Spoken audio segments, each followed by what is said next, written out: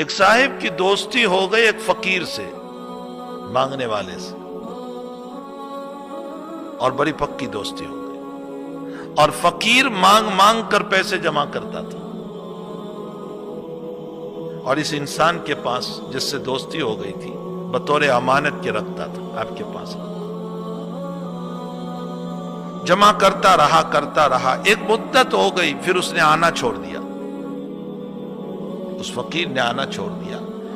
تو جس آدمی کے پاس امانت رکھی تھی اس کو فکر ہوئی کہ بھئی اس کی امانت میرے پاس ہے اور وہ آتا نہیں ہے، کیا ہوا اس کا، کہیں مر تو نہیں گیا،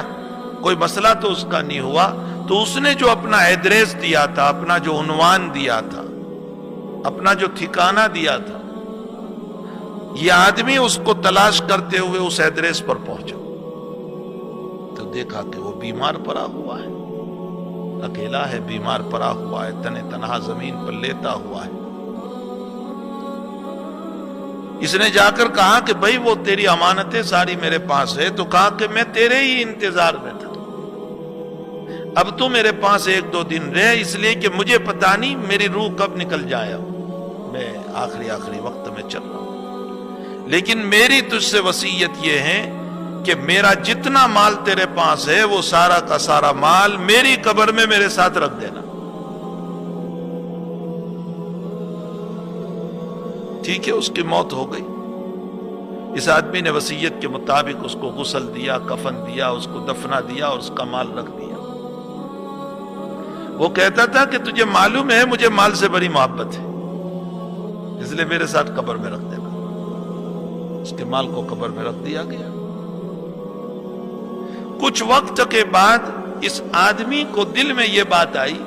کہ بھئی وہ تو مر گیا، گل گیا، سڑ گیا، اس کی بودی ختم ہو چکی ہوگی، اس کو مال کی کیا ضرورت، لاؤ میں اس مال کو نکال لوں، کچھ کام آ جائے ہمارے۔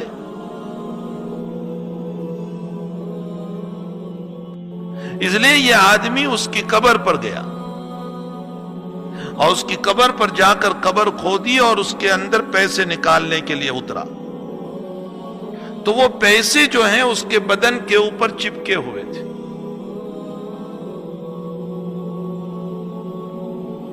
اس نے ایک سکہ یوں اٹھایا اور ہاتھ میں جو جلن شروع ہو گیا، بہت ایسا فائر ہونے لگا اس کے ہاتھ میں کہ برداشت سے باہر، پریشان۔ اب یہ ہر وقت پانی میں ہاتھ ڈالتا ہے، جب تک پانی میں ڈالتا ہے ذرا سی راحت، اس کے بعد پھر فائر شروع ہو جاتا ہے، جلن شروع ہو جاتا ہے، پھر